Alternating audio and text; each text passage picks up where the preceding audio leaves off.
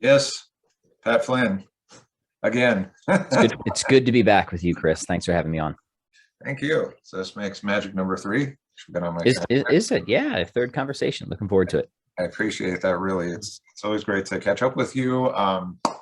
For those of you who may watch this video out here, so I'm Chris. My channel here is The Reconverted Catholic. Pat has been on my channel here a couple of times. Pat also has his own channel, Chronicles of Strength, and also a blog site under the same name, chroniclesofstrength.com. I'll have those linked below as I have in prior videos. And then also he's now a contributor for Catholic Answers. He has several articles there. I'm actually going to post a couple of articles because I believe we're going to discuss them to some degree today. And today's topic, we're going to dive more into atheist-related objections to our Catholic Christian belief and some challenges with understanding that, including a specific topic today of cumulative case apologetics, or just how many atheists, and those we're talking here now, who do more of their more inclined to do research and really investigate seekers, if you will, to get an answer, right? And trying to answer all the big questions that we do about existence of God. Why am I here? Where are we going? What's our purpose? So forth, too, and having those conversations. So Pat recently, somewhat recently, published a couple of different articles on this subject. That's on Catholic Answers again. Right. Yep. And so we're going to dive a bit more into that here. Welcome, Pat. Yeah, dude, I'm looking forward to it. So those articles over at Catholic Answers are. Yeah, they're actually part of a larger project I'm working on. I've got 2 books right now. One book will be with Catholic Answers, and that's more on Aquinas' De Ante in 5 ways. It'll be more of a metaphysical book. And then the other book I'm working on is more a tentatively titled The Beginner's Guide to God, a Philosophical Approach. And there I'm really trying to argue for the superiority of classical theism as I think the worldview that makes the most sense, right? And we mean worldview, by the way, for people who aren't familiar. A worldview is just sort of a large scale theory of everything, right? So an example of a worldview would be classical theism. For atheists, maybe something like naturalism, right? And yeah, so that book is making 3 distinct cases for a classical theistic worldview. It makes a metaphysical case, and that's where I kind of give a contemporary cosmological argument. It makes an epistemological case, which I think is somewhat interesting, where I say, if you want to make sense of our status of knowers, and especially scientific knowers, theism has great advantages there compared to any form of atheism. And then finally, I have this cumulative case of saying, okay, we have these sort of rival hypotheses, worldview, metaphysical worldview hypotheses, theism and atheism. Let's see which one best explains the data that we all largely agree upon, right? And then I go through this big list of data that most people are in universal agreement upon. And I just say, overwhelmingly, theism has far greater predictive and explanatory success than atheism. So it's a 3-pronged approach. They stand independently, these approaches, but they're also mutually reinforcing. So that's just some context of what was over at Catholic Answers, is just sort of an extract, if you will, a condensed version of some of the material that's in this larger project I'm working on. Yeah, that's excellent. Yeah, and I have some questions about that too, specifically about the article, the theism versus the atheist grab bag too, and for some of what you've just discussed here too. So, but first, I want to start with something here that a dialogue I've had with a gentleman. I had a couple of months ago now, I had released I have a different series of videos on my channel. And one of them is I call recommended videos. I started this a few months ago. Okay. Sure. Okay. I have my own perspective, right? As somebody who's putting out videos, content, right, on my channel. Okay. And very much the purpose of, the channel, of course, is to share our Catholic faith and hopefully teach it as effectively as possible, get involved in some apologetics, address, again, especially based on my background, we've talked about that in the past. I've been pretty heavily focused on dialoguing with atheists, agnostics, and spiritual but not religious. And occasionally Protestants here and there, but I'll save that for something later. I'm going to mention about that, but focusing on that quite a bit. So I thought with my recommended video, my recommended videos, okay, if you will, I thought, well, why reinvent something that's already been thoroughly vetted or discussed on one channel or whatnot, right? So if I find something that is comprehensive and I think really gets to the point, the meat of the matter, I thought, check this out, and then I may give some context about it, right? An intro. Sure. One recently was about a book that Bishop Robert Barron released recently, or a booklet, I should say, in the last few months about answering the atheists. Okay. So I recommended a video of talk he gives about that, and also the booklet itself. Okay. Covers on something I thought was really important, that was kind of, for me, like kind of a Captain Obvious of like, yeah, why am I not speaking more in these terms? Is using the word evidence, right, to, for example, prove an existence of God, or just that in theological conversation, right, or and defending our Catholic Christian belief, versus what Bishop Barron said is using the term rational warrant, right? Sure. Warrant for believing something. So a couple of them come on the channel, they've left comments and also sent me messages debating that to some degree, right? Because, you know, this can get kind of a word soup kind of discussion or semantic, right? But I want to get your thoughts on that first, because I before you do give your thoughts, I see the point of when we talk about evidence in terms of the scientific method, right? And then possibly that scientism trap, right? In talking about truth. You and I have talked about this in the past, and then metaphysical realities, right? So, but I'm curious to get your thoughts on that, how you weigh the word evidence. Do you think it does still have, of course it does have some place in discussing, like, you have a claim and then you want to support it, right? Of course, yeah. But it tends to be a slippery slope moving into scientism quite a bit. Yeah. I mean, let's draw some distinctions. I mean, the first one is just the annoying, petulant child who just constantly wags their jaw about there being no evidence for God, and no matter what evidence you present, they'll just say it isn't evidence. So then they have to tell us what sort of evidence they're looking for, what counts as evidence. When I think about evidence, I think about it like this, right? We can think about hypothesis testing, right? I have a certain hypothesis. From that hypothesis, there's a sort of broad degree of expectation of what I might expect to find on the scene if that hypothesis is true, right? So if people say, well, there's no evidence of Santa Claus, well, why do we think that? Well, we think that if the hypothesis that Santa Claus existed were true, then there's certain things I should find on the scene. Like, I should find a fat guy squeezing down my chimney like once a year. I should, if I go to the North Pole, maybe find a little shop with elves, right? The types of things I would expect to see that I would say count as evidence for the hypothesis, because the hypothesis makes certain predictions, I don't see. Right. So the hypothesis predicts X, I consistently see not X. And so in this case, an absence of evidence does count as evidence of absence or against that hypothesis. Maybe it doesn't completely refute it. Maybe we could give some ad hoc story to modify the theory. But most people would say, yeah, that what we expect to see is not what we see. This hypothesis is sort of failing in its predictiveness, right? But we can do the same thing. We do this all the time, right?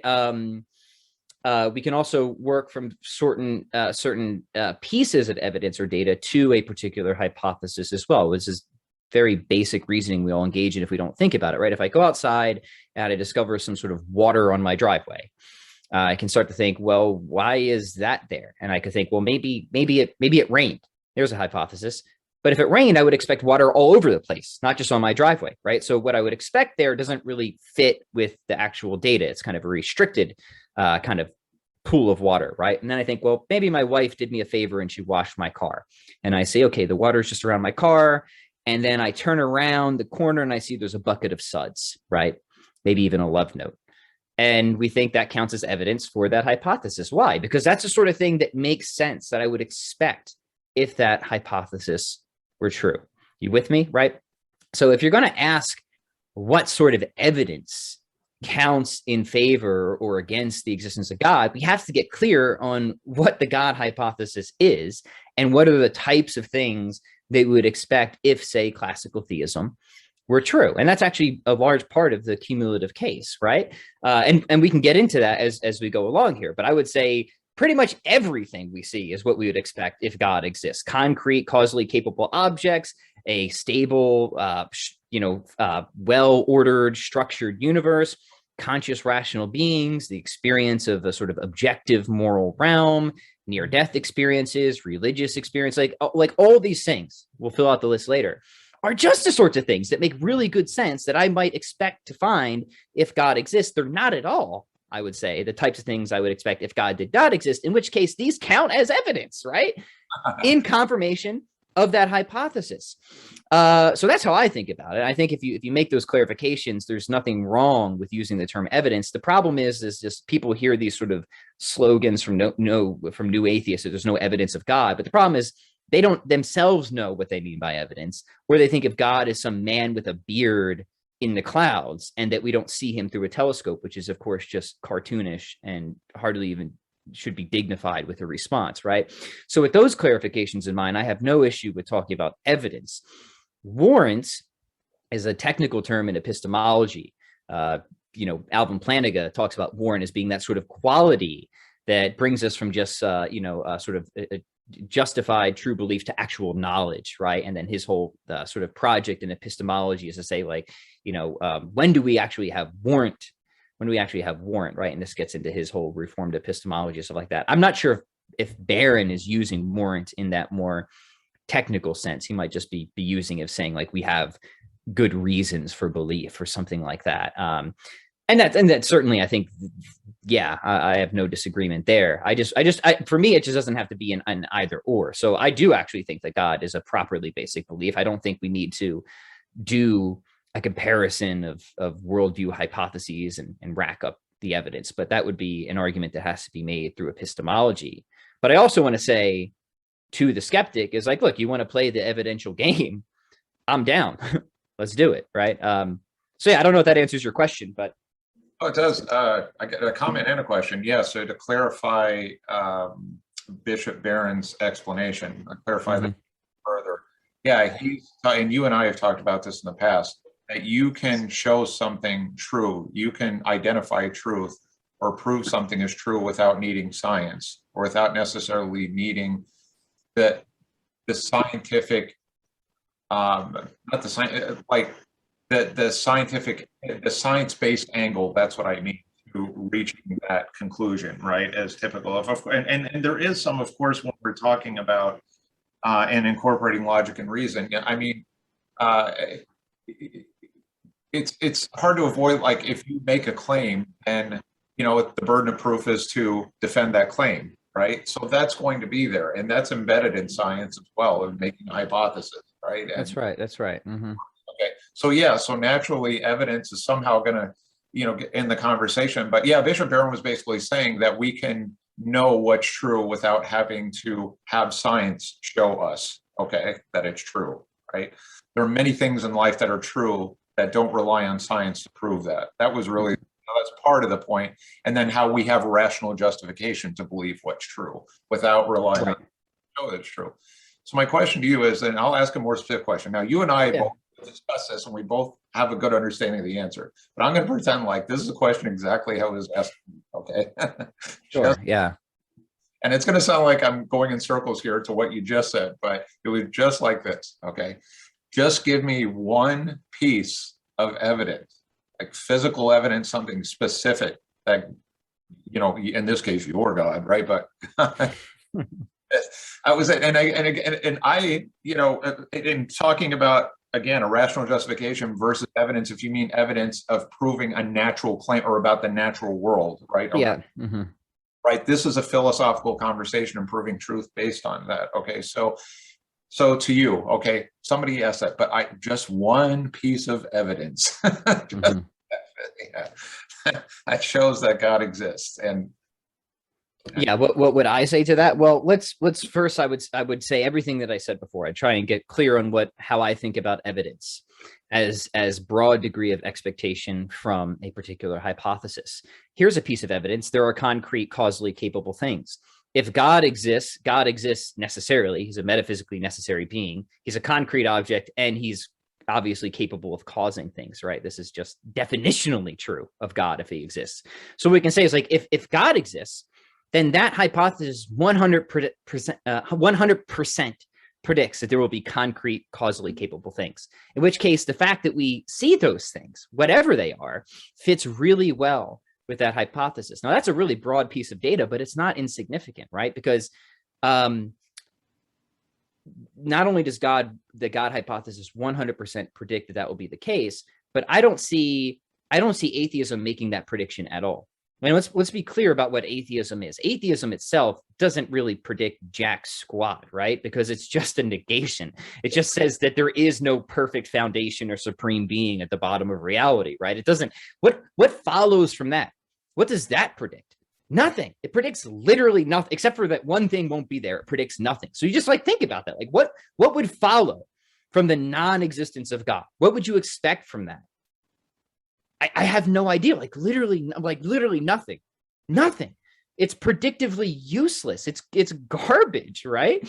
So immediately, like theism and atheism are just nowhere near, or nowhere even close to be on an explanatory or predictive par, right? And it's not like atheism is simpler either. This is something I put out in the article, right? It's not like the theist has, the world and God, A and B, and the atheist just has the world. No, they have A and not B, right? They're committed to the not B, and there's no straightforward way to assess the relative elements of simplicity, right, of those propositions, right? So it's not even like atheism is in any sense respectively simpler right off the bat, right? So you can't even appeal to simplicity here. So then what the atheist needs to do is they need to start to actually build more into their theory, right? They need to start to try and like build a naturalistic theory, because now there's something, at least one thing that theism is explaining really well that atheism has no resources for, which is that concrete things exist. That's amazing. That's not insignificant. So how is an atheist going to explain that? Well, atheists are all over the board here, right? There's no one way that atheists explain that. And that's just sort of the mess that is naturalism, right? Some atheists will posit a bunch of sort of ontological brute necessities or primitives. Others are like priority monists, and they just think something like space-time is a fundamental but oddly necessary reality, which certainly there's no scientific reason to believe that, right?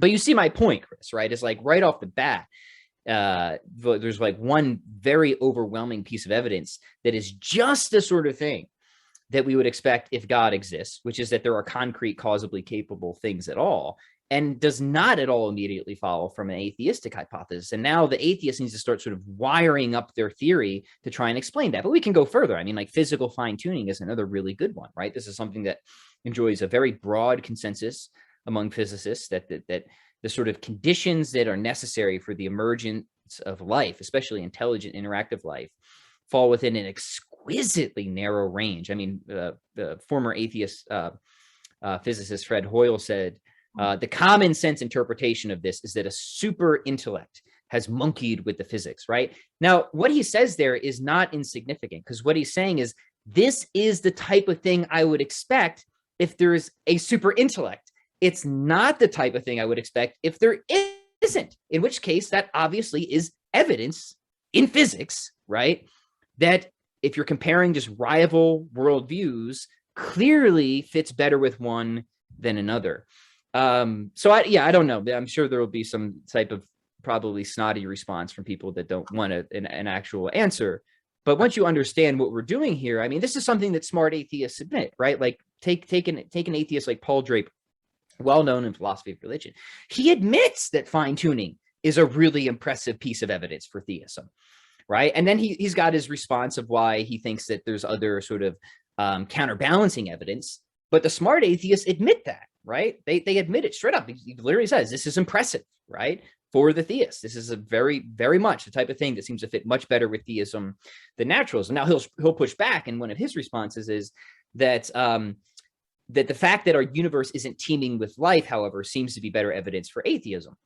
And there, I just want to push back right away. I say, how are you setting that expectation, right? Because now you're just engaging in divine psychology. That's not something that's clear at all. Because one, we can tell that something is designed, even if we don't know all the intentions or purpose of the design, right? That's something that we make those inferences all the time.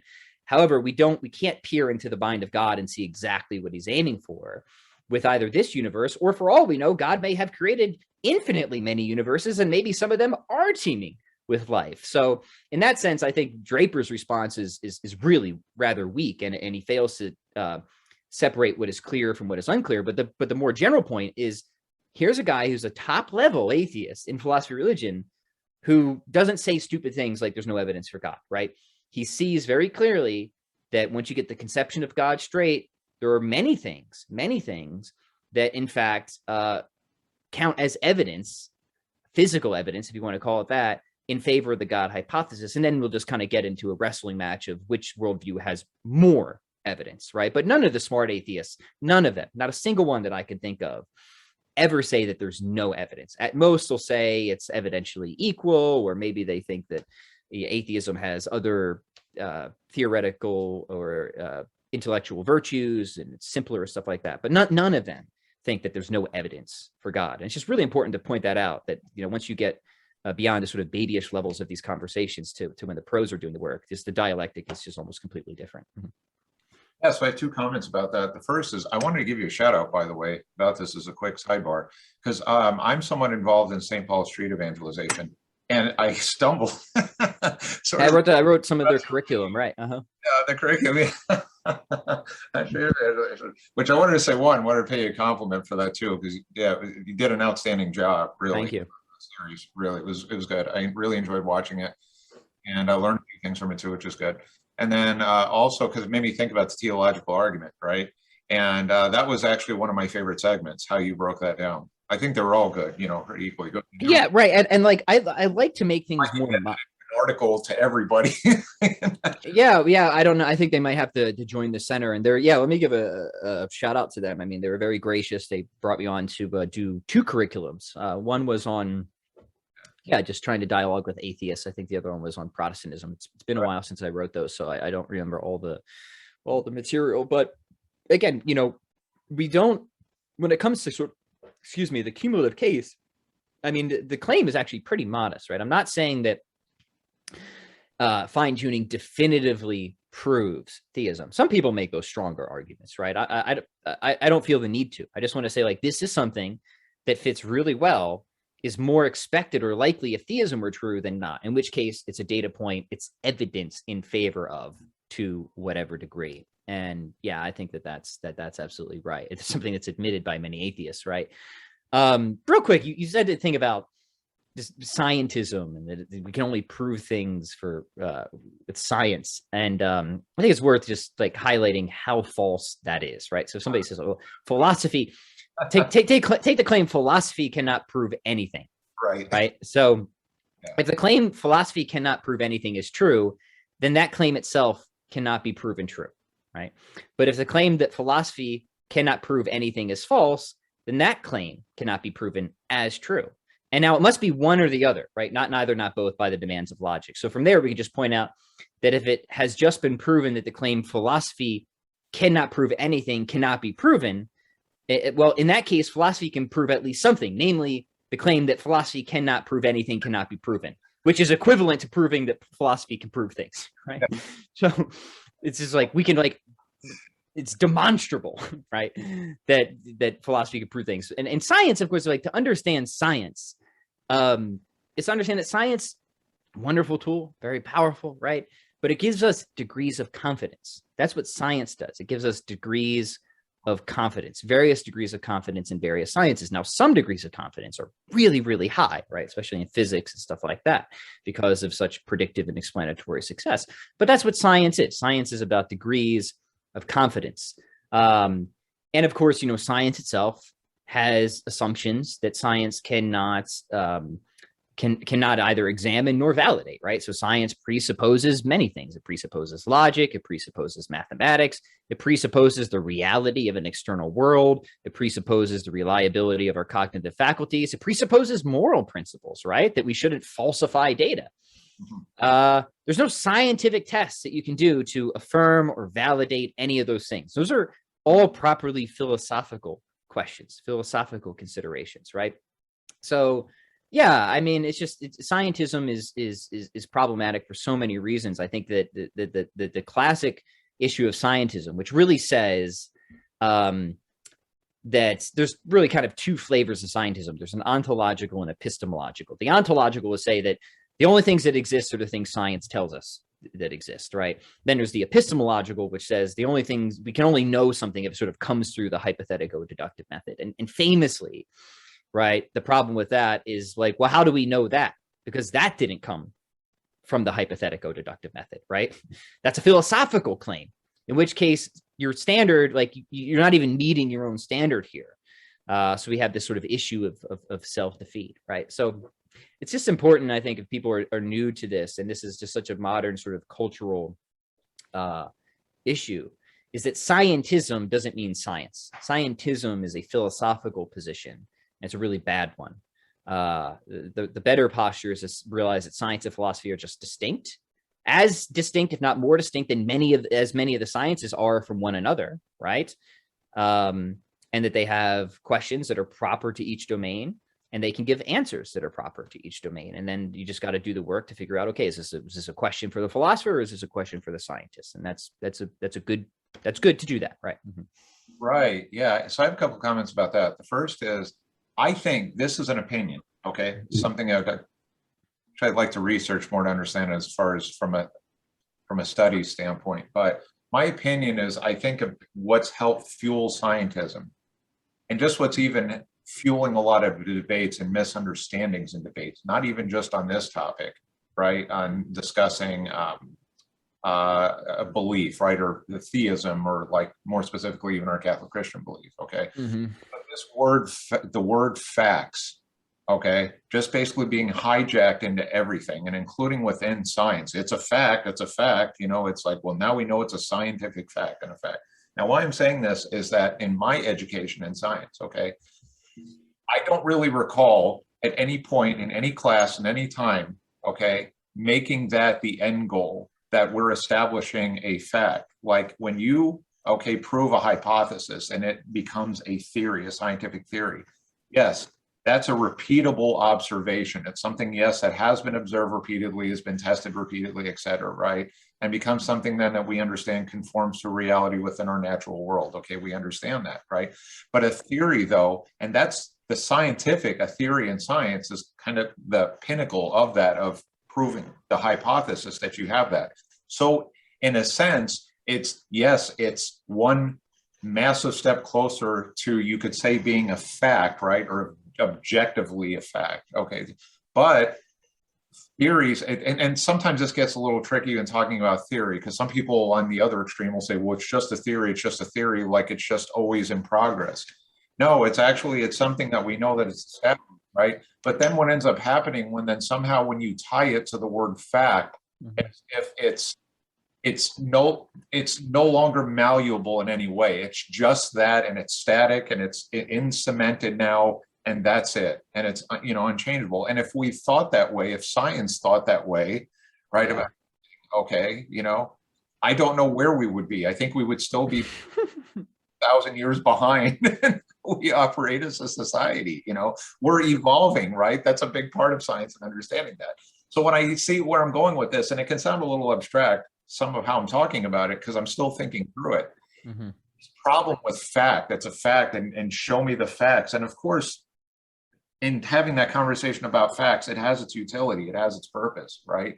I find it just a real challenge in this conversation, or I'm sorry, and talk, or I mean, as it pertains to scientism. I think that really fuels a lot of that, the idea about scientism, right? That now science has established all these facts, right, which then cancel, okay, anything that may be to the contrary, or maybe other, you know, understanding, you know, of that. Mm-hmm. So, and I'm still working through that thought. You understand? That's I mean, we're certainly all entitled to at least one good speculation and armchair sociology a day is sort of my rule, and that seems very plausible to me. I mean, I know a lot of people who push for scientism in the sort of philosophical circles. They often just do it because they're so impressed by scientific success, and that's right. I mean, there is an enormous amount of scientific success. But things can still be really powerful, really successful, and limited, right? And I think that's the better view. That's the right view, right? So if you look at the sort of, I guess, two like rival views of science and philosophy, the scientism view would say that whatever else philosophy does, it sort of does it on the outskirts, and it doesn't really contribute anything truly significant. And at some point, science will advance so much as to make it like completely irrelevant, right? And I think I've already given some considerations to see why that's just like incorrigibly confused, right? The other view, the better view, is just to realize that these are distinct domains, right? That the scientific enterprise is very powerful, very successful at what it does, depending on the science, of course. And that, of course, is itself a notorious question that science cannot answer, is what counts as science, right? That's a philosophical question, right? It's why we have philosophy of science, right? Science can't even define its own boundaries from within itself, right? And you have scientists who war about this all the time. You have physicists who don't think that psychology should be a science, and all sorts of stuff, right?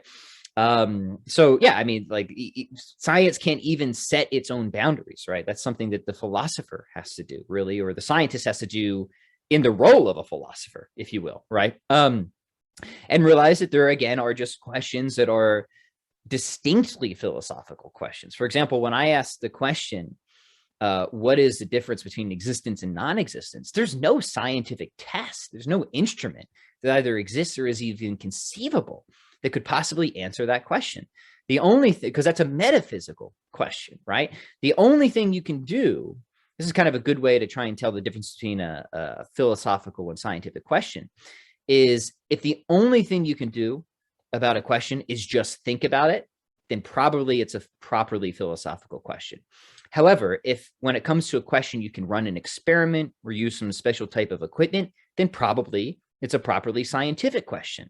So the question, what is the difference between existence and non-existence? There's nothing that science can answer about that, right? That is a metaphysical question. That's the type of question that metaphysicians ask, for example. If I ask, what are the sort of physical differences between amoeba and paramecium? Well, that's a scientific question, right? And there's certain equipment that can help me zoom in and make those observations, right? And it is a good philosophical exercise to learn to draw those distinctions, right? What does it mean to live a good life? Again, that's a question of normativity. That is an ethical question. That's a practical question, but it's still a philosophical question. It's one that science cannot, in principle, answer. Now, sometimes the boundaries aren't so quick, clear, and convenient, because it's not to say that science has nothing to contribute to some of these philosophical questions, right? If we think that human flourishing, for example, or the whole happiness is sort of the whole of the good, as Aristotle would say, not the highest good, but the whole of the good. There's got to be certain physical components to that. And we might want to know about, well, what's going to help us to flourish physically, right, in these bodies. And then there might be nutrition questions related to that. And that science can come into that, right? But answering like why we ought to do that, right, and why that's included in the sort of whole of the good to begin with, that is a properly philosophical question. So sometimes the boundaries are cut and dry. Other times they're not so much, and there's just sort of like interplay back and forth where science can inform how you might answer philosophical questions, but cannot decide or answer them by itself. Maybe some of those distinctions are helpful. I don't know. No, they are, absolutely. And it's funny because I think about, my speculation here, right? It could go so down like that proverbial rabbit hole of, I think what's really just kind of chewing at me quite a bit, it just has, and I think for some other people out there too, is just the word facts, and how it's, to me, it's just being so grossly misused in so many different areas. I see it throughout social media. I don't see it just in the subject of, say, religion and spirituality, but just in a lot of domains, even hashtagging things. It's facts, facts, facts, or something that is loosely scientific, and see hashtag facts, or because it fits somebody's position, it's some confirmation bias, right? Or something. So again, that could be a whole conversation and video in itself about that, but it does tie into the larger problem, though, of separating, okay, what exactly do we mean by that, right? And to your points, and making those distinctions, okay, and as it pertains to science. So this is all good. This is exactly, kind of information I want to share out, right? Right. And when it comes to having good arguments, as philosophers do, that we always have to come to terms, understand how are we using terms, right? And philosophers, we often think of facts. In fact, we sometimes want explanations of facts, as in like concrete states of affairs. Is that what we mean by facts? And then Right. Yeah.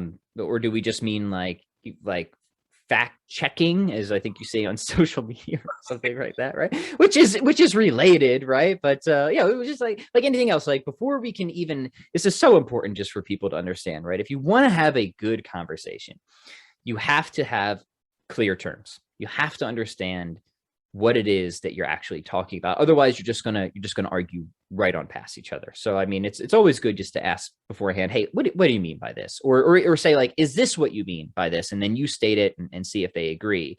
Because otherwise people will just kind of launch off in different directions, and it will just never be productive, right? Mm-hmm.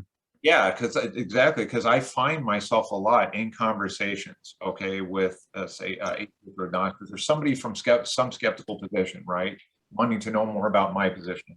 I find I spend a lot of time saying, let's get our definitions in order first. Let's get our definitions in order first. So common, right? It's tedious, but it's necessary, right? It's absolutely necessary. Yes. Mm-hmm. I agree, it is. Because yeah, it's important, right? Taking that bit of time up front can save you a lot of time later on. Right?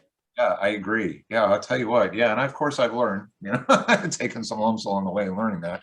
So, which then that kind of sort of somewhat segues. I'd love to dive more into cumulative case apologetics too, and this article that you had published on, again, I mentioned earlier, Theism versus the Atheist grab bag. Right. Now, you mentioned three components or main components of that. And I actually, so first I want to cover those just kind of thread those in together. I'd also like your thoughts on, I have a series, I published this early on in the year of what I call dialoguing with doubters. And I focused on different kind of categories of, atheists, and then spiritual but not religious, and et cetera, agnostics. Okay. Yeah. I broke that into three, at least I saw three key objections: either a science-based argument, a moral-based argument, or a biblical scholarship. This tends to be more, again, in talking with atheists who are doing the research, right? That we involved in the conversation and trying to get answers and so forth. But I'd like to thread this in maybe at some point and talking about that, because I'd like to find where we can bridge some of this together. But yeah. Oh, I'm sorry.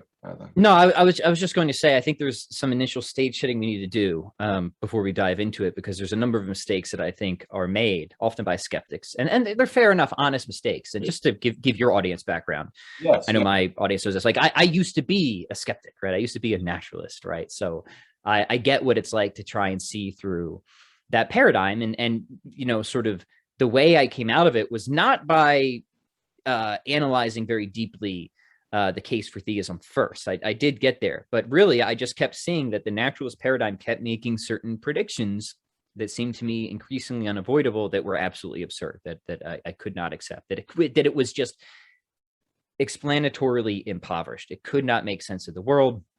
And we can talk about some of those things, but yeah, predictions of absurdism, nihilism, right? Making sense of rationality, really undermining the conditions for rationality, knowledge, all this sort of stuff, right?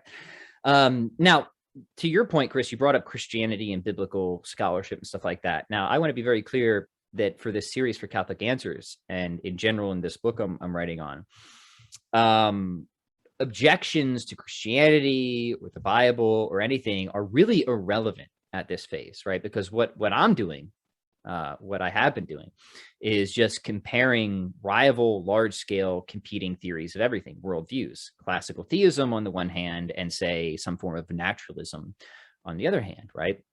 Now, classical theism is compatible with Christianity and Catholicism. I'm a Catholic, but there's many classical theists who are not Christians or Catholics, right? You just have philosophical theists, you have Hindus, Jewish tradition. There's many classical theists, right, who are not Christians and Catholics. So you have to be able to sort of bracket all that off at first and realize we can do those comparisons later. But I think it's more useful to try and compare just classical theism and naturalism first.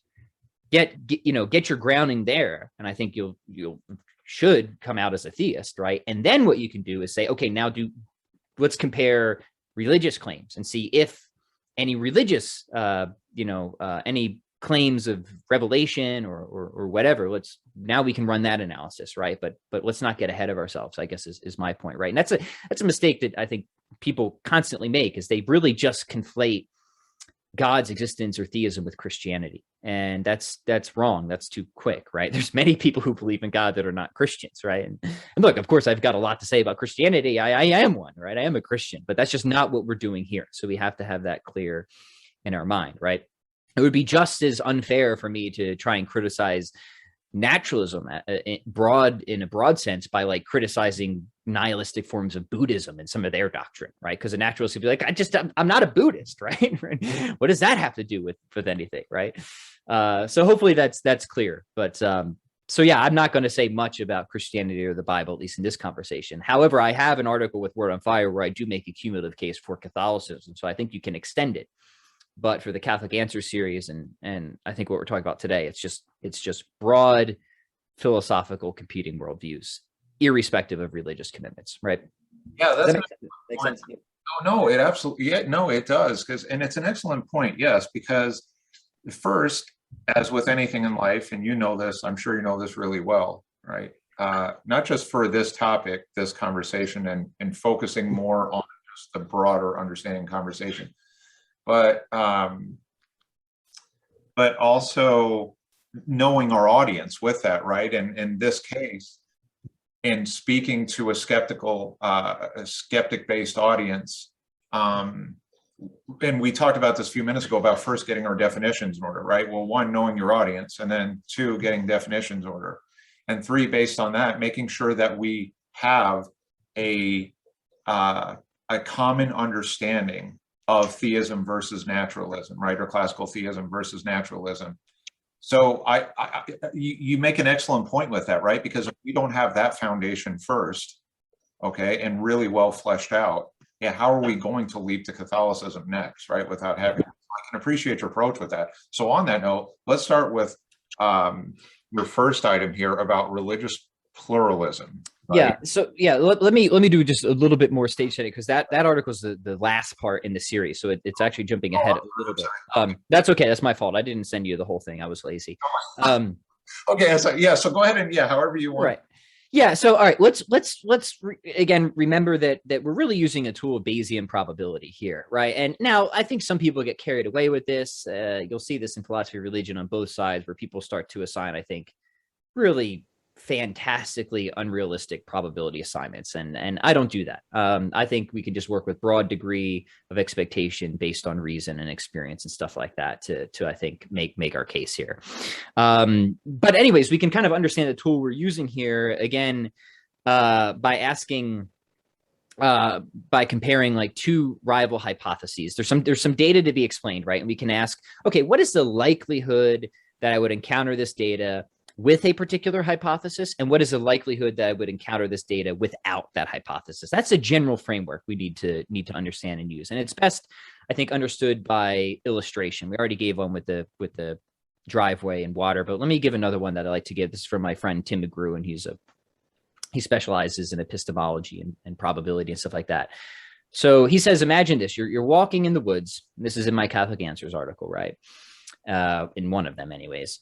And you're walking in the woods and you stumble upon a cabin that you think is abandoned. Now, why do you think it's abandoned? Well, because it sort of has the features you would expect if the hypothesis this cabin is abandoned is true.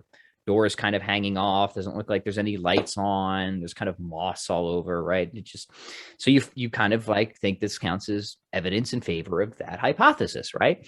However, you peek inside and you discover something. You realize that there is a cup of hot tea steeping on a table. And what do? Well, what you do is you immediately revise your hypothesis to this cabin is occupied. Now, why do you do that? The reason you do it, whether you know it or not, is because you understand that the likelihood of you encountering a cup of hot steeping tea in a cabin is far, far, far more probable on the hypothesis that this cabin is occupied rather than it's abandoned. And in fact, the ratio between the two is so strong that that piece of evidence like completely overrides all the previous evidence. We see that, right? Now, here's a really important thing to keep in mind. I think this is another mistake that atheists make. And it's going to tie into the problem of evil. It's not enough to ask just what you think the likelihood is of that data on that one hypothesis. We also have to ask, what is the ratio or the comparative likelihood without that hypothesis or on some rival hypothesis? And the reason this is important is because you might think that there's a low degree of likelihood, a low expectation, but it might still be the case that it is the most likely on that hypothesis compared to rival hypotheses. So, I mean, think about this with me, right? If what is the probability that I think I would encounter a cup of hot steeping tea in any given cabin? I honestly have no idea, but probably it's fairly low. Maybe it's like 2 or 3% or something like that, right?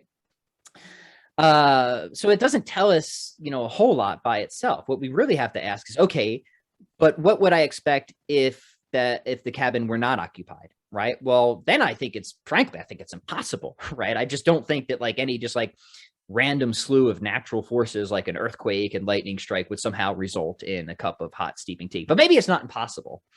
Clearly, it's not logically impossible, right? But it's obviously so far, far, far less probable that even if I think that it's not very probable in the first hypothesis, it's the ratio between the two that matters. It's the ratio between the two that matters. In which case, because it is so much more likely on the cabin is occupied hypothesis, when I encounter that data, it counts as evidence, extremely strong evidence, mind you, the fact that it overrides all the other evidence in favor of the hypothesis that this cabin is occupied. Does that make sense? We clear with that illustration so far? Okay. Keep going. Yeah. Right. Now, the atheist will say, well, look, there's certain data and experience that just seems more likely if atheism or naturalism is true, right? And the biggest one that they give is the problem of evil, right? The problem of suffering. And they just say, look, if God exists, I just wouldn't expect the types or the amounts or the intensity or the duration of suffering and evil in this world. And what I want to say is okay, maybe you're right about that, right? Maybe the probability that we would see a world like ours, if God exists and is, omni-attributed, all powerful, all knowing, all good, right? Maybe it is a low probability, right? It's not logically contradictory. I think we can all agree that the logical problem of evil has been thrown into the philosophical dustbin for good reason. But maybe you just think, following certain atheist philosophers' religion, there's an evidential problem of evil here, an evidential case where you just think it just seems to make that hypothesis really improbable. And what I want to say is we can even sort of grant this to the atheist and say, okay, maybe it is a low probability. Maybe I would only expect a world like this if God exists. Maybe I think it's just a 1% likelihood. Again, I don't know how to assign a specific probability on this, but we can just grant that maybe we think it's kind of low. But that, again, doesn't really tell us a whole lot. What we have to ask is, what is the likelihood that I would be able to make similar judgments about the world and all these things that are evil and the badness of suffering if God didn't exist? And my argument is that it's, frankly, I think it's impossible. I don't think there would be a problem of evil if atheism were true. Now, why is that? Well, we can't think about evil just as sort of a vacuum, right? We have to think about all the things that our judgment of evil is contingent upon. We make a judgment of evil. We say that things really have gone wrong. They shouldn't be this way. Now, to make sense of that judgment, we need a moral standard, right? We need conscious, rational beings kind of living in a community. We need some way to engage in moral reasoning, right? To reflect on the state of the world, and also to be able to use moral principles and see that things, and make those judgments that things really are failing. They really shouldn't be this way, right? We need the existence of a contingent, finely tuned universe, right? So evil itself is not just something that just pops out of the blue. To make the judgment of evil requires all these other conditions, right? All these other conditions. And we can ask, what worldview would better lead me to expect all those things that I need to make sense of the judgment of evil? And here I think it's obviously theism, right? Theism by definition and logic, if God exists, locks in a moral standard, right? God is the supreme good, the self-subsistent goodness itself, right? So we got a moral standard on theism. We have the resources that we need to make sense of conscious, rational agents, right? God can very easily bring those about. And it seems like God would have good reasons to bring them about as well. It seems like that's just a really good thing to bring about, right? We have the resources to explain contingency and fine tuning and all of that. And then we just need like to think that there's some maybe reason that God would allow evil and suffering into the world, right? At least this world. Maybe there's other worlds God created where that isn't the case. Okay, that actually seems like we can give a story there, right? What about atheism? Can atheism account for a moral standard? Well, give me your flavor of atheism, right? If you're like a physicalist reductionist and you think everything is just dust, amoral, you know, non-rational physical stuff, how do you get dust and configure it into a moral standard? I cannot for the life of me ever figure out how that could possibly happen. So all right, that doesn't seem like it doesn't seem like we have the resources there. What about conscious, rational agents that can engage in moral reasoning? Again, same issue. It seems like we have a major construction problem here. If everything at bottom for the sort of naturalist physicalist is just like sand, call it, right? Cosmic debris. How on earth are we ever going to get thinking, conscious, rational, moral agents on the scene, living in communities that then, here's the other thing, that can reflect and somehow connect up to these moral principles and moral standards? And so it's not just that you need these things on the scene independently, you then need some sort of connection between the two, right? Some way that we can reflect and engage in these principles of moral reasoning. What sort of resources does atheism have there? Like almost none, right? Not on the sort of mainstream views of naturalism. Now, again, the naturalists can always get more exotic, right? They can always try and they can increase the complexity of the theory and get more ad hoc. And maybe they're like, you know what, we're going to bring in a realm of Platonic forms and maybe that will do it. But at this point, I think you're just getting really desperate, right? So you see where I'm going with this, Chris. The point, the general argument I'm making is like, even if you think that the initial probability of the evil and suffering we see in our lives is low, given the existence of God, it's obviously far, far, far lower if God did not exist, in which case evil itself, in a sort of strange, ironic way, is a data point that would count as evidence for the God hypothesis rather than away from the God hypothesis. So my claim is this, right? If atheism were true, I wouldn't even expect there to be a problem of evil. I would only expect there to be a problem of evil if God exists, in which case the fact that there is a problem of evil, right, counts in favor of that hypothesis rather than the atheistic hypothesis. And what I think is nice about this approach, Chris, is it is in ways, I think, more modest. I'm not saying that the atheist can't construct any theory to try and give us a sort of objective moral realm. Like I said, maybe they can try and borrow from our buddy Plato, but it's always going to be far less probable and far more contrived and far more complex than the theistic theory, right? In which case, it's that ratio that matters. And what I'm claiming here is something pretty bold, that the biggest evidence that the atheist claims in favor of the worldview on substantial analysis is actually evidence against their worldview and for the existence of God. How's that? Yeah, excellent. So let me ask you something about that, okay? And hopefully it won't go too far off in another direction with this. Yeah. As far as the angle and approaching that question. Yeah. I think I've mentioned this in a past conversation video. I'm having a moment. I think I've said this before, but what do you think of, for example, I remember quite a while back, I had watched Trent Horn answer this question, right? And he had asked like this, he'd said, well, regarding the problem of evil, right? He says, to what degree do you expect if, God exists, right? And God allows for this, for evil. To what degree should God be involved in eradicating evil, or how much should God be involved? Now that also opens up a whole other conversation of like, you can only speculate so much about God and what God's thinking, so to speak, right, with that. But I thought though, because we can understand something as objectively wrong, right, or evil, okay? We have enough to lead to that, to show that, okay, to conclude that, okay, information. But then, for example, is it like, I've posed the same question this way. Do we, even if I have a thought of stealing something from the store today, does God stop that right away? That thought. So like, again, to what degree should God intervene in evil though too? Is it just to satisfy everybody's perception of what they think is evil? And then does that mean you just eliminate every possible form of what's evil? Or what if it's not really necessarily evil? And I don't mean this in a moral relative. Right. Yeah. More like somebody's just misdefining something as evil and it's not. You know what I'm saying? Right. Yeah. No, I know what you're saying. And there's a lot of ways to think about that. Right. I just had a long talk with a bunch of high school students on the old free will defense, and I take a sort of modified position on this. Okay. Let me take it step by step. Let me take a couple steps backward, and then we'll move forward. Because one thing an atheist might say is, "Well, look, nobody said evil was, that this judgment reflects any sort of or bears in on any sort of objective moral realm, right?"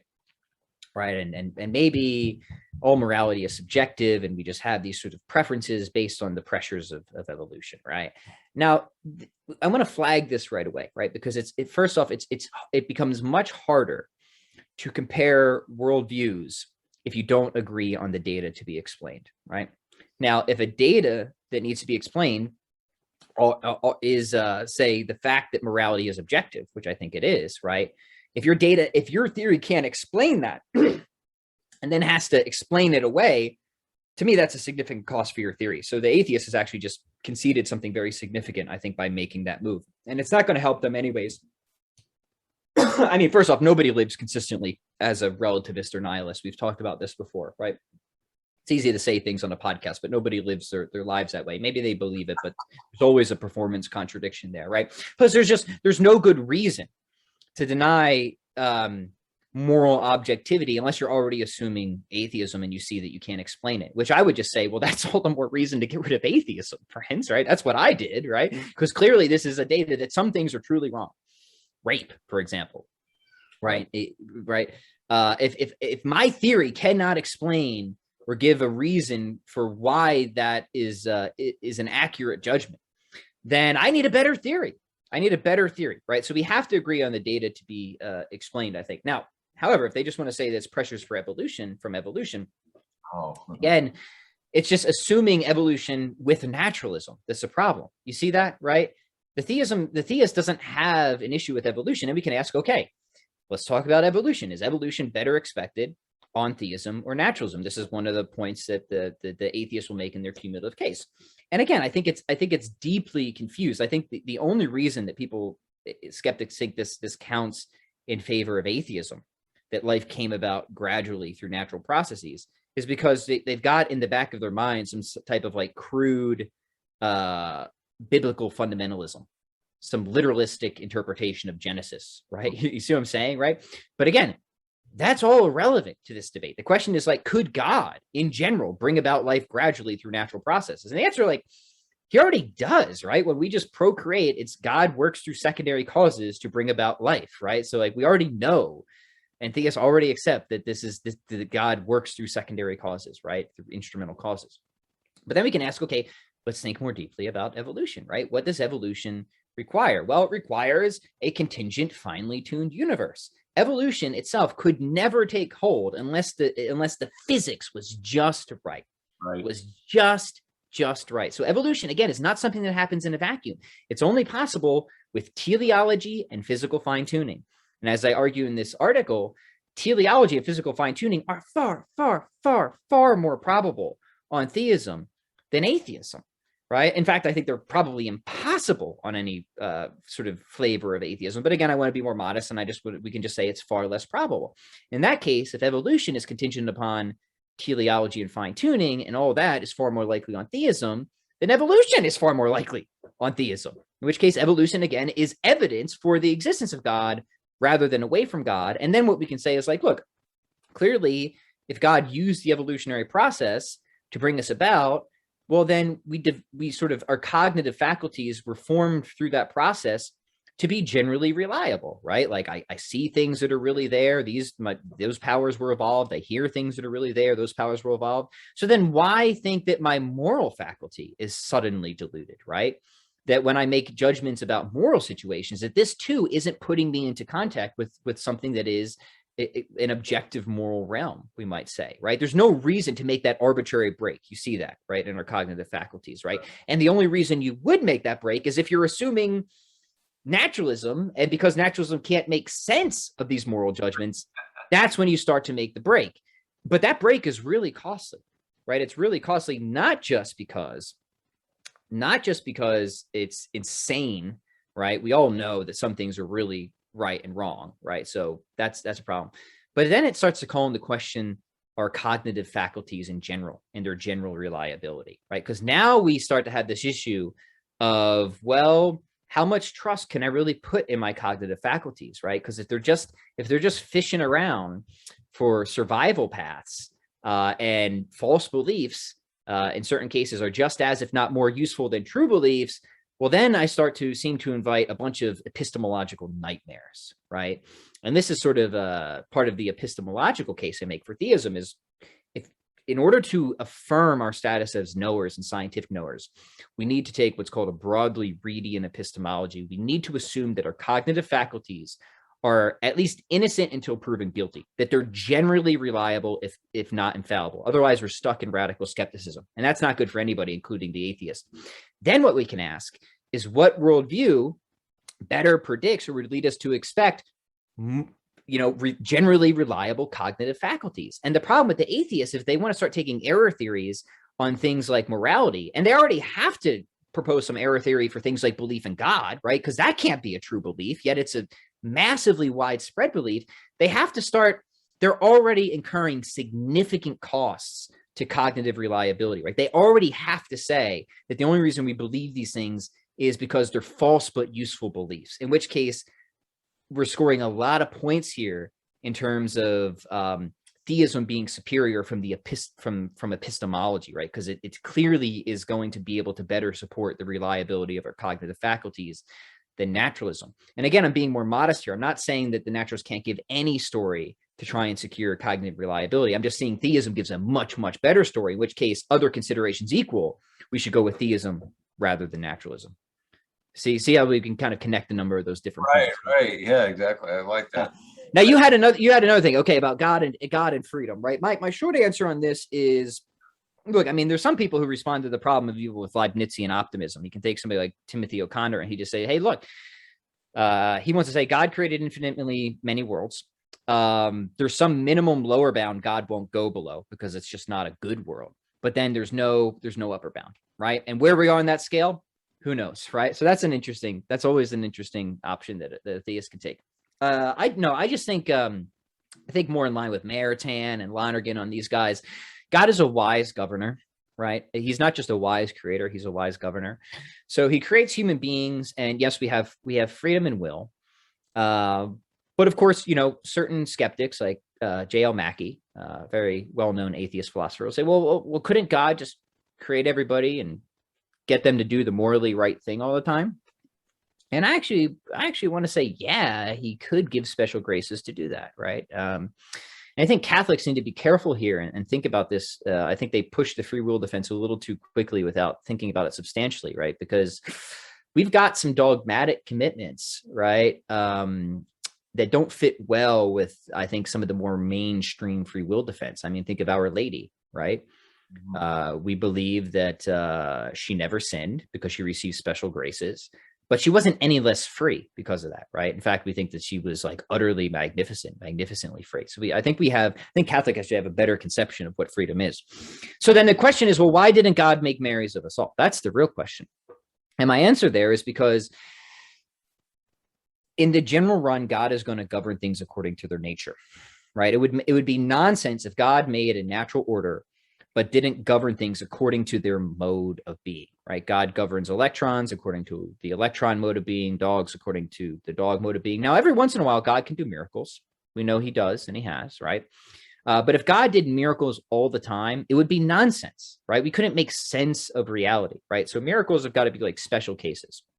Well, then we can think about human beings. What are human beings? Well, we're free creatures, but we're also fallibly free creatures, right? Now, why is that? Well, because only God is impeccable, right? We talked about God being the moral standard. God is the moral standard because he's pure actuality. He is the subsistent good itself, the form of the good, if we want to bring in Plato, right? Everything else God creates is always going to have to look sort of beyond itself, if you will, right? Because it's not the good as such, right? It's a participating good. It's a part, you know, we're finite participants, right? That God donates being to. We're always kind of shot through with nothingness, if you will, right? We're always sort of deriving or borrowing existence, right? We don't own it in the way that God does, and the same thing. So we're always finite. And with that finitude comes fallibility, right? It comes fallibility. We can always not look. We can always not consider the moral rule, right? We're not our own standard. Jacques Maritain says, an impeccable free creature is as absurd as a square circle. It cannot exist. God can give special graces, yes, but that's always going to be the exception case. It's more like the miracle, right? And it makes sense that God would make an exception case for Mary as of course the mother of God, the Ark of the New Covenant, all of that, right? So it just makes sense that we would have an exception case there, maybe some other exception cases. But in the general run, God's going to govern us not just as free creatures, but as fallibly free creatures. And that's a good thing, because that's who we are. That's who we are. So then God, he is going to give us sort of a long leash, if you will, a very long leash. Doesn't mean he's not going to help us. We believe that he does give us everything we need to be saved, right? But he works with us because God is perfectly wise. A perfectly wise God works with things in the general run according to their mode of being, right? And so that's kind of a sketch that I call the soft free will defense. It holds that God could give those special graces to all of us, but God doesn't, because of the relationship between the natures God creates, the philosophical anthropology, that we are just necessarily fallibly free creatures, and how God always works with things in the general run. There can be exceptions according to their mode of being, according to their nature. And once you appreciate our inherent fallible freedom, I think that starts to make a ton of sense and fits really well with the data, and doesn't get you into any issues with other Catholic commitments and stuff like that. So that's a whole different conversation that needs to be built out in many other ways. But that's my general way of thinking about it, Chris. Mm-hmm. Yeah. So, and I appreciate that, and I agree with it. So I was thinking about what you mentioned a few minutes ago about, well, you mentioned a few times in our conversation here about evolution, right? And comparing that sort of that angle, right? And thinking through our understanding of not only our existence and how we've evolved, and also how it may affect, like, for example, free will and even morality. Okay, I want to focus on morality with that. So if there's somebody took a purely like sort of more evolutionary perspective, okay, like evolution-based perspective on understanding, reaching to that point, okay. And this, I've been thinking about this a lot lately too, and sorting through this, because it also ties into consciousness, which if we get to that next, because that's another. Yeah, we should. Which you mentioned your article about that, so let's definitely cover that next. So I'll say this more real quick, okay, is that if you just, somebody's a skeptic and is like, well, what about evolution, right? And understanding first, if you talk about evolution, or if we talk about evolution, then that also includes the evolution of the brain, okay? And the evolution of the brain, for example, something that's been really fascinating to me is, we know, because it's measurable, okay, that the prefrontal cortex in the brain has some role in making moral choices. Understand that. Like, if, for example, it's been measured, very well studied and documented, that it somehow it has some involvement in doing the right thing, even when it's difficult to do the right thing.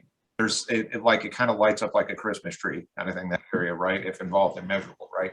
But something that is so it's just so fascinating to me too, and perplexing, is that why is it with the human brain? And I'm pretending like, let's say now I'm a skeptic and I'm taking that evolution-based position, right, with that, right?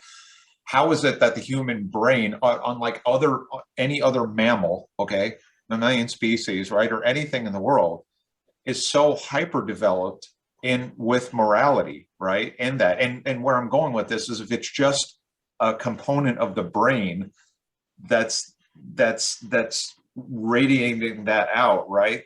Okay, that's responsible for it. It still doesn't explain the whole transcendental element to it, right? And how,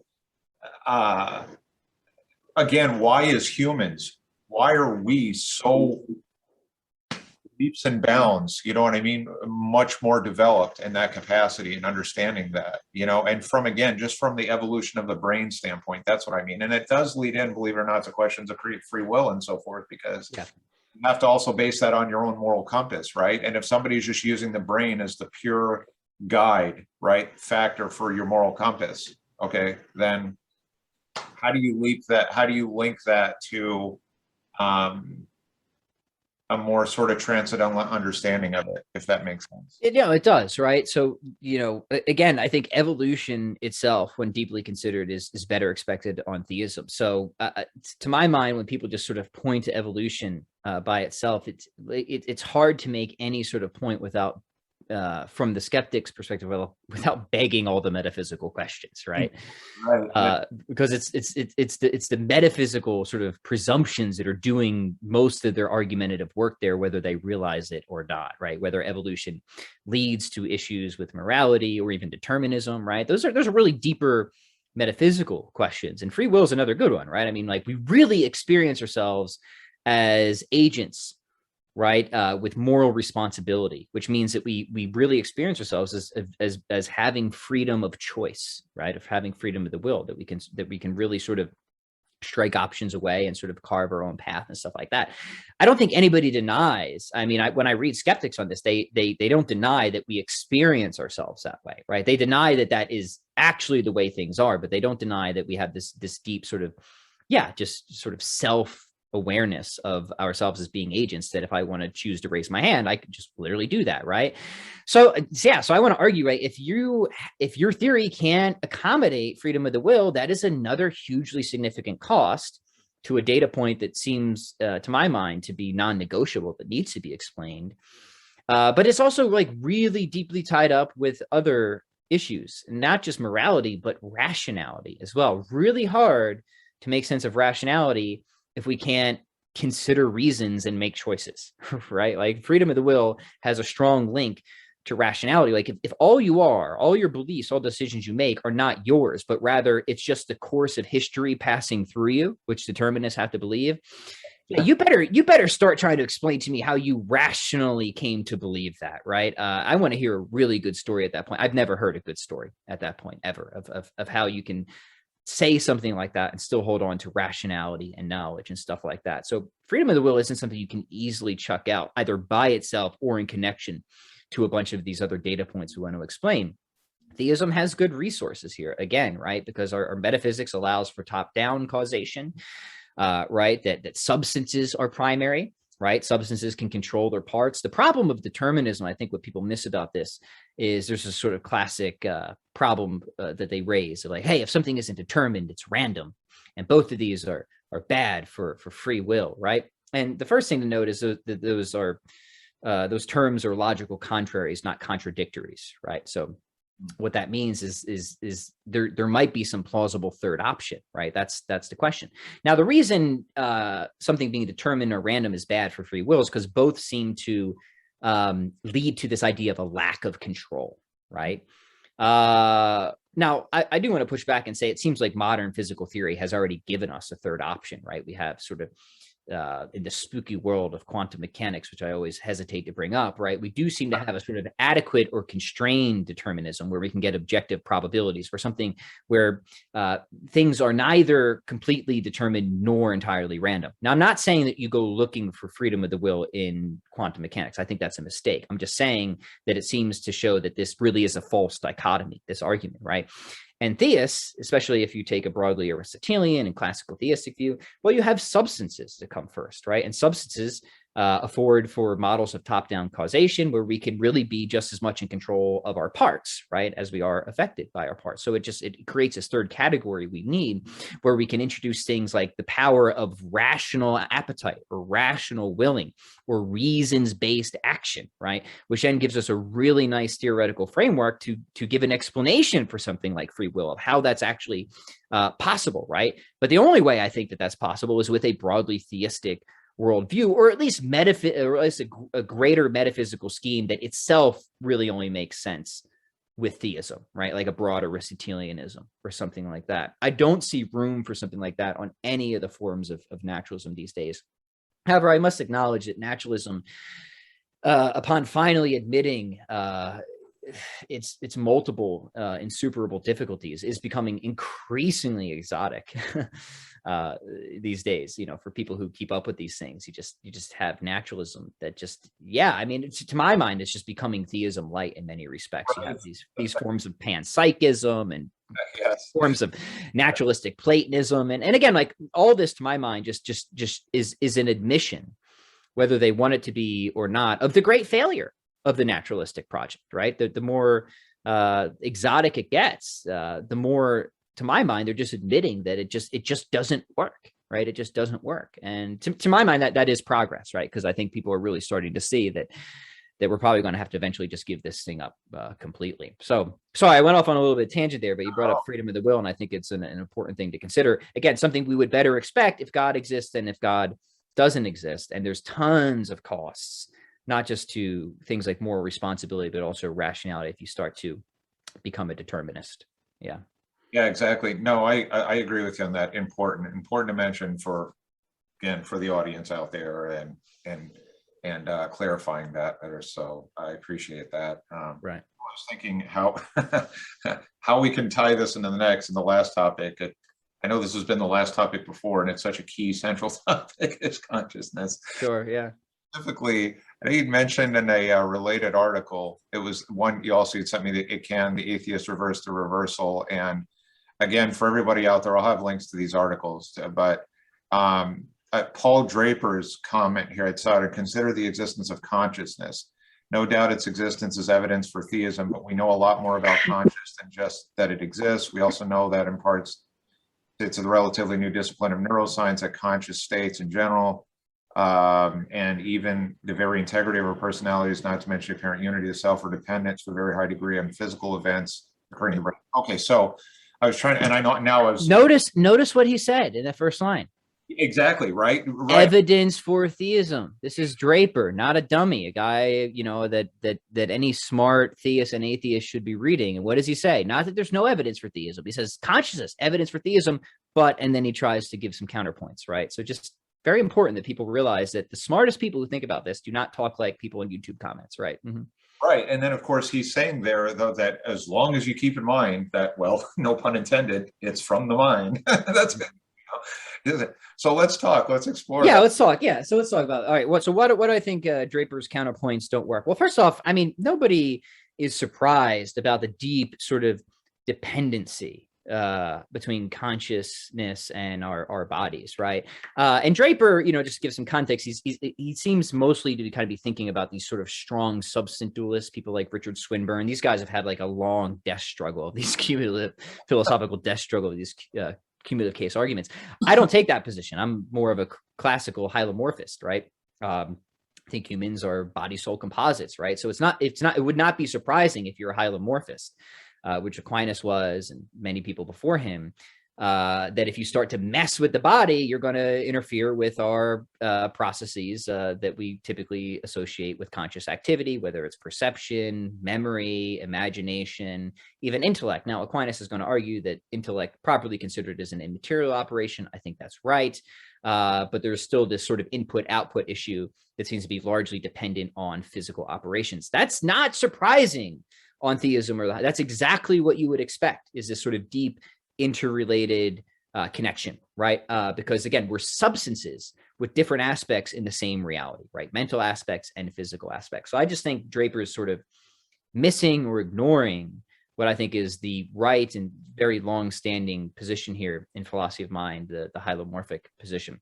Still, I think if you're a strong substance dualist, you can still come out better, because there's a lot of other evidence, including near-death experiences and stuff like that, where it really does seem like consciousness can not only persist after bodily death, but in some sense can improve. Now, Aquinas and hylomorphists have a story they can give for why that is as well. So dependency doesn't mean identity. That's the first thing to know, right? And the problem for the naturalist here, I mean, there's so many when it comes to consciousness for the naturalist. So where do you want to begin? First is the construction problem. If you're a naturalist, and especially if you're a physicalist, you have to tell us how you get not just consciousness, but rationality from, again, my friend Josh Rasmussen uses the illustration of sand. And the idea here with sand is that you just have this stuff that is fundamentally It's not aware. It's not intentional. It's not about anything. It's not based on reasons. So, you know, you can think of sand as whatever the sort of fundamentalist naturalist commitments are, fermions and bosons, whatever, right? They vary, right? But they agree that it's sort of, it's everything that consciousness is not, right? And then what you have to do, right, is you have to give some story where that stuff just takes on a particular configuration with enough time and enough, I guess, chances, right, that it somehow flips over into its complete qualitative opposite, that it becomes everything that we just said that it wasn't. It becomes aware. It becomes unified. It is bound, right? It's about things, right? It can engage all these other mental acts, including reasoning. Yeah, that to my mind sounds indistinguishable from magic. Honestly, that's, now maybe you don't think it's impossible. I do think it's impossible, right? And I think most naturalists have realized that that has got to be impossible. And this is why you're getting theories like panpsychism popping up, right? Where they're like, look, we can't get consciousness from sand, right? So what we have to do is we have to think that the sand is conscious. So essentially, that's kind of a cartoon idea of the view, but that's kind of where they're going right now. To be fair to panpsychists, there's many different panpsychist theories out there. Is like, I don't actually want to disagree with them that much, because if you're just saying that consciousness is somehow at the fundamental layer of reality, like as a theist, I'm not really going to disagree with you that much. We're just going to kind of maybe argue about how best to account for that or explain it, right? Because a theist is going to say, yeah, God is pure actuality, right? Yeah, definitely has the resources to bring about other conscious beings. So it's not surprising. It's not surprising at all, as Paul Draper admits, that conscious beings would be found on theism. But it's exceedingly surprising. I would, again, argue impossible that we would expect conscious beings on any of the mainstream options of naturalism because of that construction problem. But say you do get it, right? Say somehow, and like atheists admit this, right? Because what do they say about us? They say we're a happy accident. And to say that something is a happy accident is to say that you wouldn't expect it to occur, which is to say that this is not, right? This is not good evidence for your theory, right? That you wouldn't expect this to happen on this theory. You would more expect it if God exists. But say you get it. Say you can make sand think, right? And you take the sand and you throw it enough times, and then suddenly it becomes conscious and it has a thought, there is a blue turtle. That's amazing, right? That's amazing. I don't think that that's possible, but say you did it. Well, that's still not a rational thought, right? Because for a thought to be rational, it has to be based on sight, experience, and reasons. And none of those things apply there. So even if you could somehow throw sand enough, right, swirl around enough cosmic debris or particles to somehow amazingly get a conscious thought, a being that is conscious and then thinks, right, even for a split second, there's no way that we say that it's a rational thought.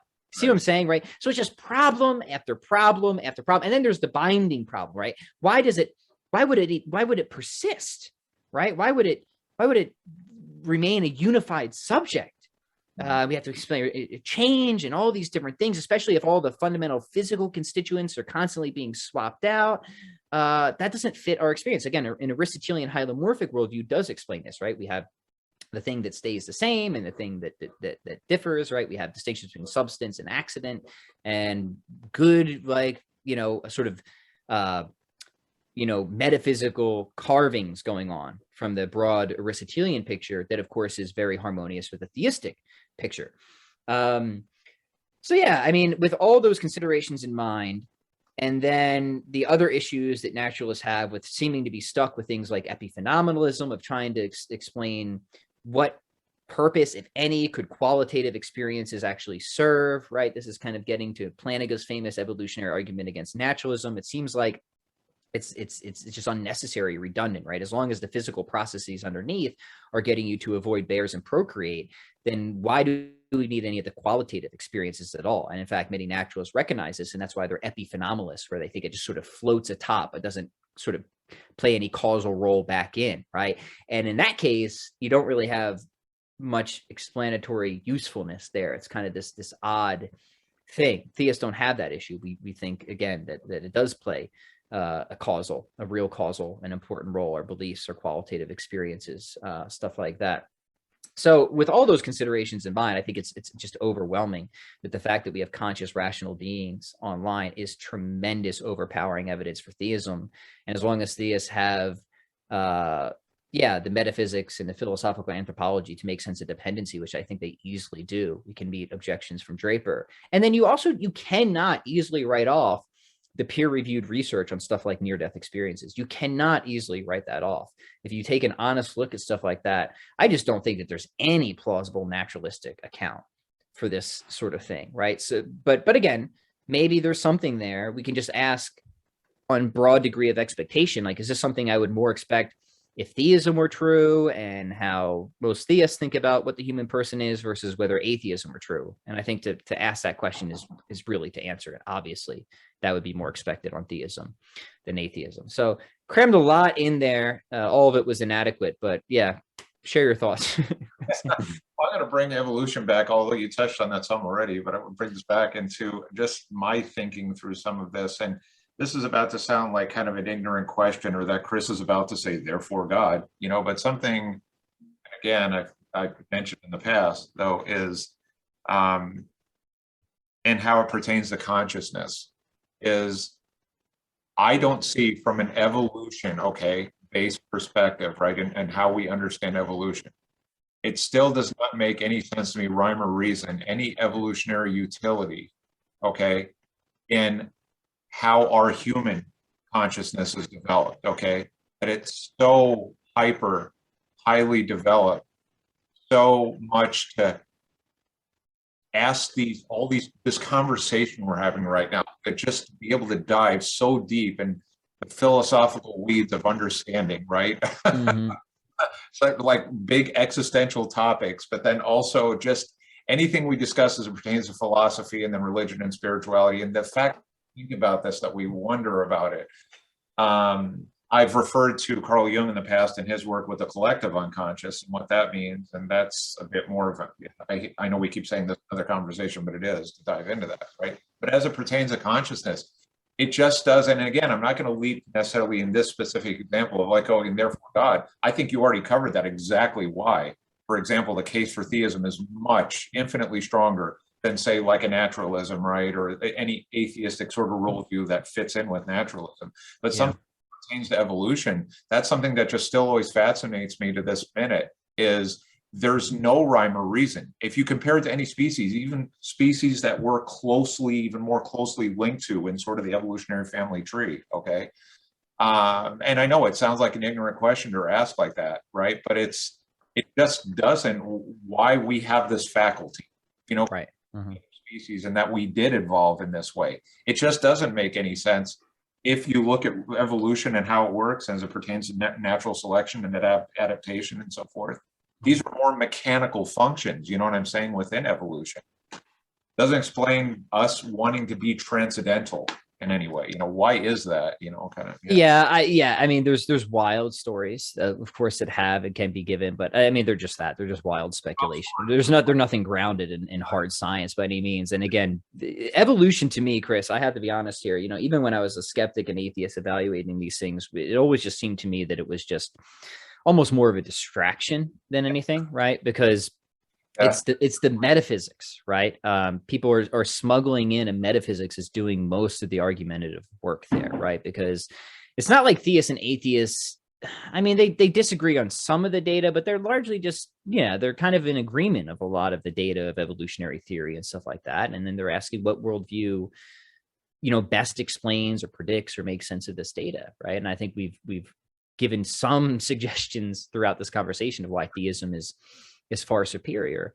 And we have to keep in mind as well that we have to draw a distinction between the data to be explained and the theory that explains the data as well, right? There's a world of causally concrete, of concrete causally capable objects. We agreed on that, right? That's part of the data to be explained. What's the theory that explains that? That's the question, right?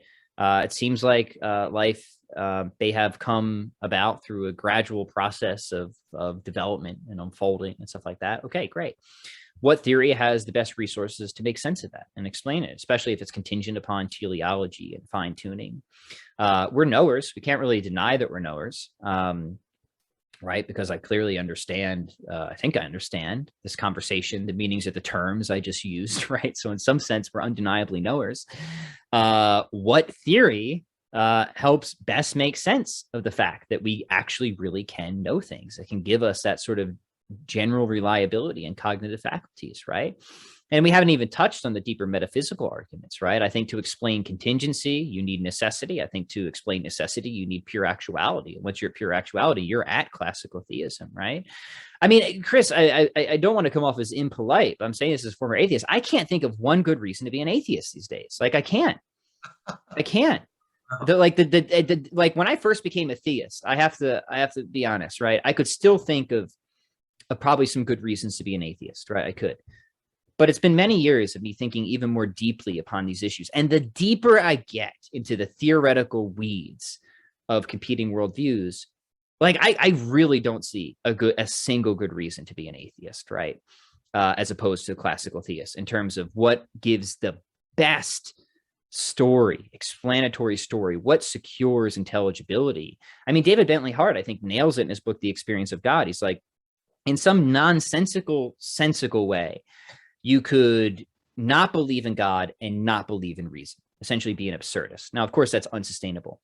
But he says there's no possible way to not believe in God and still believe in reason. Now, I'm not trying to engage in presuppositional apologetics or anything, but I think that's right. And I think that's what I kind of saw that brought me out of my atheism is like, look, this worldview, a naturalistic, physicalist worldview, like keeps reducing itself to absurdity.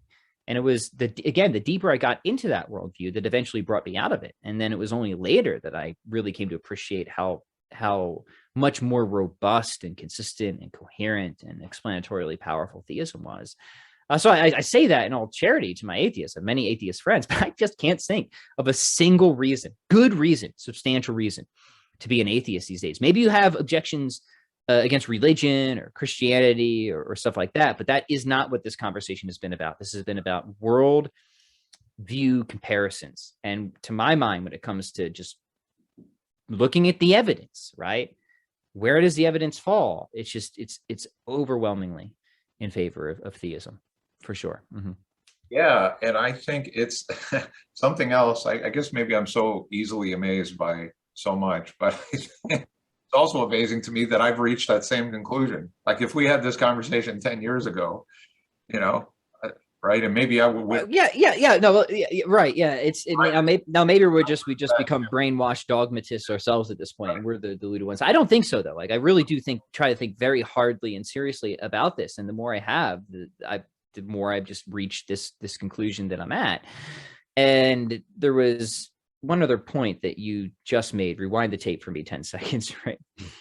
It's gone now. I forget what it was. About consciousness, but you covered that. So yeah, well, it'll come back to me 2 hours from now, and I'll be like, dang it. Well, this was good though. Yeah, and I know there's so much more I know we could cover. And also I want to say too, so again, and for everybody out there, I'll link those 2 articles or the ones that you sent me. But if you want to send me the rest of the articles in the series or what, I want to make sure, because I did, I guess, apparently approach this or sort of early on with, okay, here's the article that you sent me, and here's something you can cover. But it would be great to either get the rest of the series or something else I can put in bullet points, right? That covers in detail. We're just mention a few things. One is if you go to Catholic Answers, the first in the series is the one on evil, about whether evil counts for or against the existence of God. And then there's an article challenging the assumption that atheism or naturalism is a simpler theory than theism. Then there's one on evolution. Then there's one on these other points, some of which we've talked about, but not all. So if people want to go further, they can do that. And that's on Catholic Answers.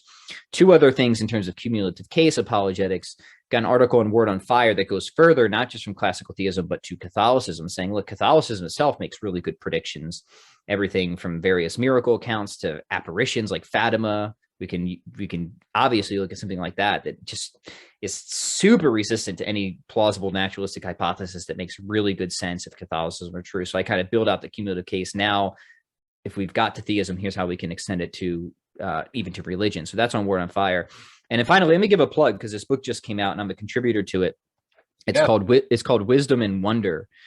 And it's a tribute to Peter Kreeft. And I was asked to contribute. And my article on here is actually kind of a summary of the cumulative case. And it's called, what is it here? A laundry list of reasons for believing in God. So yeah, I mean, it's just one chapter in a book. So it's not going to be a book by itself. But if people are interested in this type of thing, they might enjoy that chapter in that book. Mm-hmm. Yeah. So in fact, if you could please text me the book title info for it, because I like to get a copy, and then I'd like to, after reading the article, I'd like to make it like a recommended reading. Sure. Yeah, absolutely. For sure. Yeah. Some of my perspective on it too. So yeah. Awesome. Well, Pat, again, as always, I greatly appreciate this. I always really appreciate our dialogues and always learn much from them. And there's so much more I know we could cover, and maybe, of course, in the future, we'll regroup on that. Yeah, we'd love to, Chris. Always a joy. Thank you. Thank you again, sir. Appreciate it.